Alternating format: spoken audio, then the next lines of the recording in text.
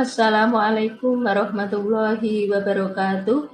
Innal hamdalillah nahmaduhu wa nasta'inuhu wa nastaghfiruhu wa na'udzu billahi min shururi anfusina wa min sayyiati a'malina. May yahdihillahu fala mudhillalah wa may yudlil fala hadiyalah. Asyhadu an la ilaha illallah wahdahu la syarikalah wa asyhadu anna Muhammadan abduhu wa rasuluh. Pemirsa yang kami hormati, pada edisi ini saya akan menguraikan tentang keragaman pada masyarakat kita yang saya beri tema keragaman sebagai lahan fastabiqul khairat, yang artinya bahwa keragaman adalah merupakan lahan untuk berlomba-lomba mencari kebaikan. Uraian saya ini berdasarkan hasil penelitian yang telah saya lakukan bersama dengan teman-teman penyuluh agama Islam di Kecamatan Ngancar pada tanggal 2 hingga 28 Februari tahun 2021. Dari hasil penelitian tersebut menunjukkan bahwa masyarakat Ngancar ini sangat beragam, mulai dari agama, kemudian suku bangsa, serta adat dan budaya. Untuk agama yang dipeluk oleh masyarakat Ngancar itu adalah agama Islam, Kristen, Hindu, Buddha, Katolik, serta Konghucu.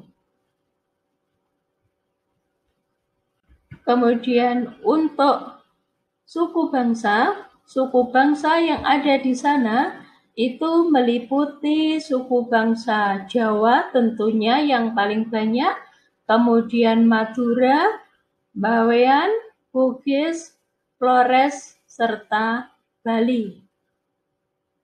Karena agama yang dipeluk itu adalah berbeda-beda antara umat yang satu dengan yang lainnya, tentunya mereka itu juga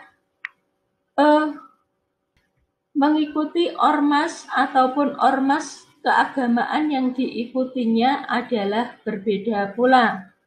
Seperti yang Islam ada yang mengikuti Muhammadiyah, ada yang mengikuti NU, ada juga yang mengikuti LDII. Kemudian untuk yang Kristen mereka ada yang mengikuti Bamak, ada pula yang mengikuti Majelis Umat Kristen. Bagi pemuda Katolik ada yang mengikuti Forum Mahasiswa Katolik, ada pula yang tidak mengikutinya.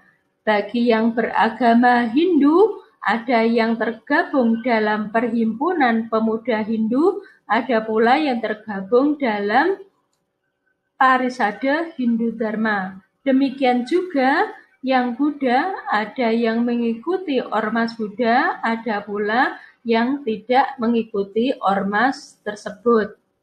Nah, itu adalah dari sisi ormas. Kemudian, dalam hal adat dan istiadat antara masyarakat yang satu, desa yang satu dengan desa yang lainnya juga beragam.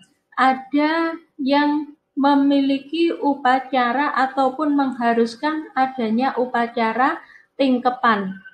Ada yang mengharuskan upacara sepasaran dan ada pula selapanan serta akikohan. Untuk budaya, mereka ada yang mengikuti budaya jaranan, namun ada juga yang mengikuti budaya ganongan. Nah, itu menunjukkan bahwa masyarakat Ngancar ini sangat beragam. Ini padahal hanya sekecamatan, apalagi se-Indonesia. Tentunya lebih beragam lagi.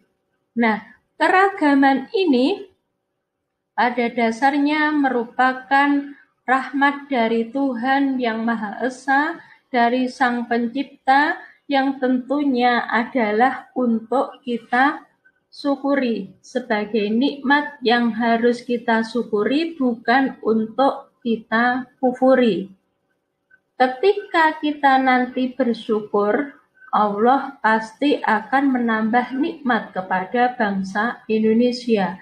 Tetapi ketika bangsa Indonesia ini kufur, maka Allah akan memberikan azab kepada bangsa Indonesia.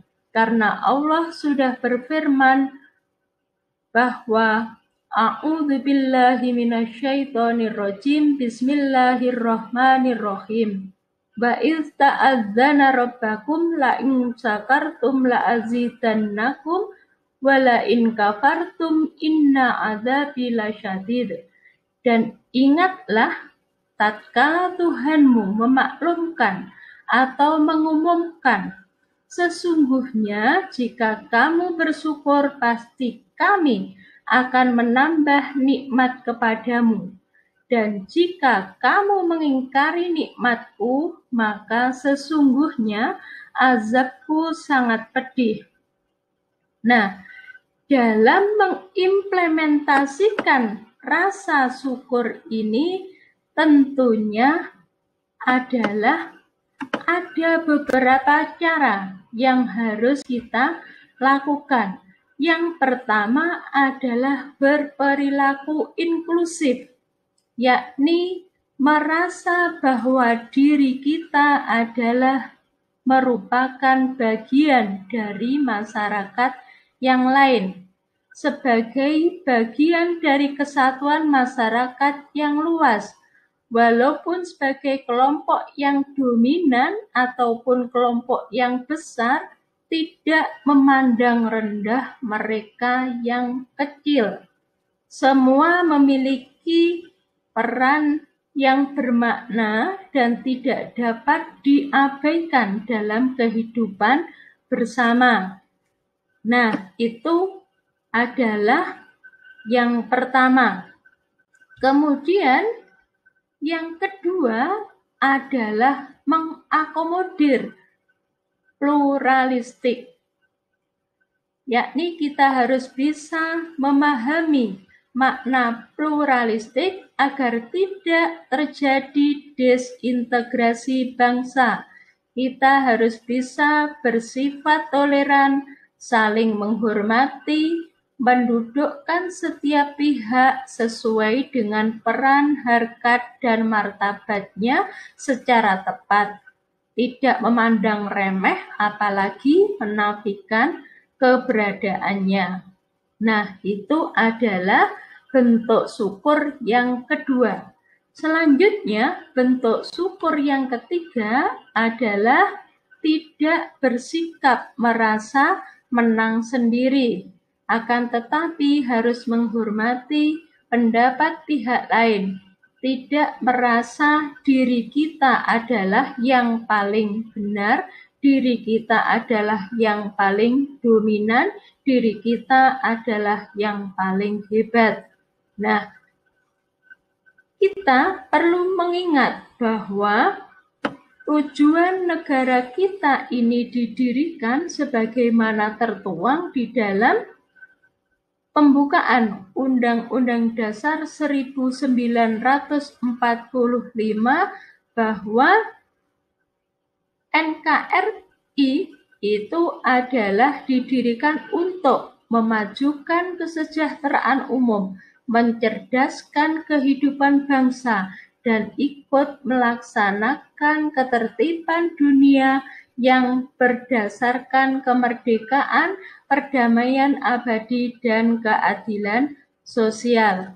Nah, dalam hal ini, agar tercapai tujuan negara kita ini, maka kita harus memegang teguh terhadap 4 konsensus dasar bangsa yang biasa kita sebut dengan 4 pilar kebangsaan. Yang pertama adalah Pancasila, kemudian Undang-Undang Dasar 1945, Bhinneka Tunggal Ika, serta NKRI, yang masing-masing memiliki nilai-nilai yang sangat agung. seperti Pancasila memuat nilai religius, kekeluargaan, keselarasan, kerakyatan, serta keadilan. Kemudian Undang-Undang Dasar memiliki nilai demokrasi, kesederajatan, serta ketaatan hukum. Kemudian Bhinneka Tunggal Ika memiliki nilai kepedulian, keadilan, serta gotong royong. Dan NKRI bernilai kesatuan wilayah, bernilai persatuan, serta nilai kemandirian. Nah, itu adalah keseluruhan ini, 4 pilar kebangsaan ini memiliki nilai yang agung dan sejajar. Maksud saya adalah tidak bertentangan dengan ajaran agama di Indonesia, baik itu agama Islam, Kristen, Hindu, Buddha, Konghucu, dan seterusnya. Nah, untuk itu, marilah perbedaan-perbedaan ini, perbedaan-perbedaan yang ada di Indonesia itu perlulah kita syukuri, perlulah kita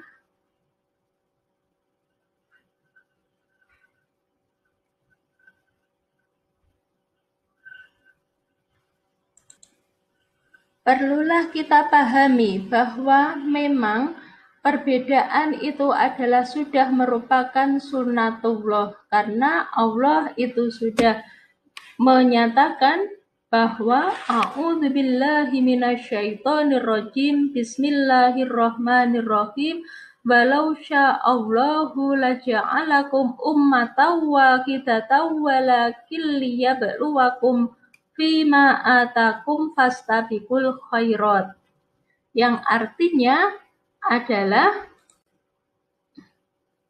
sekiranya Allah menghendaki, niscaya kamu dijadikannya satu umat saja, tetapi Allah hendak mengujimu terhadap pemberiannya kepadamu, maka berlomba-lombalah untuk berbuat kebaikan.